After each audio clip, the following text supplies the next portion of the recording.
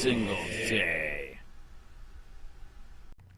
Hey, Charlotte County, this is Charlotte County Cop Watch, and I am still researching and looking for civil rights lawyers to take this illegal, unconstitutional Widman Act. As I told you before, I'm pulling records. They literally violated the fucking Constitution and made it to where you are guilty before proven innocent under the Widman Act. And there is only one agency that's actually that's giving me this stuff, and I just got more, and it's out of control. It is totally disgusting. It's policing for profit, period. And when you look at these dates, how long these people were incarcerated with no freaking bond. Jesus Christ. Look at this. Some of these, there's not even a release date. Look at this, 5/28. I got to put my glasses on. This is sad. 5/28. 8/4. Are you serious? 5/25. No release date. Here's another one. 5/23/7/6. Jesus, and it just gets worse. And like I said, you know, are we in Nazi Germany, Cuba, North Korea, Putin's Russia? I don't know. Here you go. 5/20/6/17. Widman Act. No bond. You have the right to bond. You have the right to prove yourself innocent before found guilty, and they're totally by 5/16/7/3, 5/13/6/10. Are you kidding me? I did not have any idea this shit was going on until it happened to me. And yes, you can hire a lawyer to try to beat this fucking illegal act, but even then, if your judge is a fucking asshole, he won't fucking give you the bond right away, or he won't give you the emergency hearing right away. It is outrageous. 5/13/7/30, 5/11. Let me see. 5/3/6. It on and on. Gee, okay, let's just crank through this. This is how bad it is. So this is for, I think, 7 months from Collier County. This, okay, upside down. Good job. And like I said, you can stop this and look at it yourself if you want. You can look at the dates. This is out of control, illegal, proof of policing for profit, just to fucking keep the jails full. My God, because they get federal money, state money, and another one upside down. I try to get them right. Whatever. You get the point. Jeez. Wow. So yeah, this is very, very sad. And this is a class action lawsuit. We need a bunch of freaking civil rights lawyers on this. This shit has got to stop. And why the fuck, like I said, does it always got to be Florida? My fucking God, this shit has got to stop. Our founding fathers would have been shooting by now if they were here. Our founding fathers shot the redcoat British police for freedom just because they were taxing them, trying to take their guns, illegally entered our house for the Fourth Amendment, and now everything's illegal and you guys think this is fine? That's just like to ask one of our founding fathers, what did you give us? Freedom if you can keep it. Take it back, God damn it, because we are not free.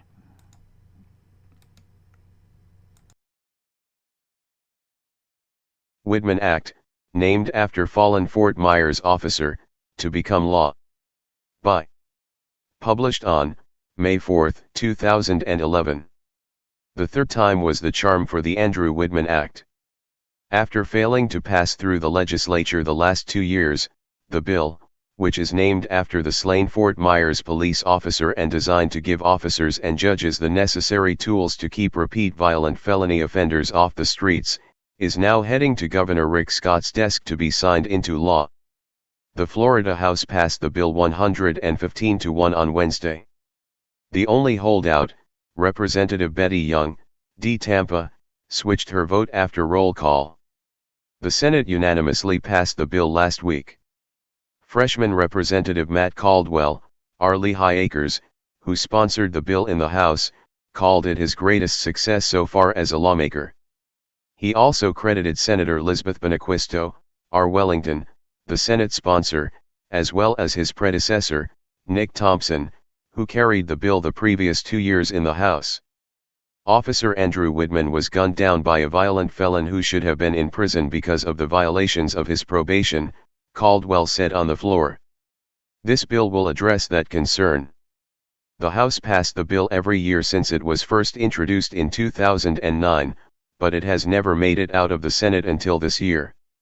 Susanna Makinson, Widman's widow, who remarried last summer and moved out of state, cheered when she was told by a reporter of the bill's passage. "It's wonderful," she said. "I know these things take time. I think it happened pretty quickly actually. Some people need a lot longer for legislation that is important to them." Widman's name will now signify the protections that all Florida officers and citizens deserve, something that his family can be proud of, Benequisto said. "We look forward to the governor's signature and letting Widman's family know their sacrifice has created a lasting legacy," Benequisto said. Widman, a one-time Christian minister who had been working as a Fort Myers police officer for just over a year, was gunned down by a career criminal while responding to a domestic violence call in downtown Fort Myers on an early morning in July 2008. His killer, Abel Arango, had recently been arrested in Lee County on drug trafficking charges, a violation of his probation. Only after he was released on bail was a warrant, with a no-bond provision, issued for his arrest for violating his probation. Despite the warrant, Arango managed to walk out of a Lee County courtroom after making a first appearance in the drug case. In the case of a probation offender being arrested on a new charge, the Andrew Widman Act would allow a first appearance judge to immediately issue an arrest warrant for the probation violation. If signed by Scott, as is expected, it would go into law on July 1. Fort Myers Police Chief Doug Baker called the Widman Act a no-brainer for Florida, but said it's unfortunate it took 3 years to pass.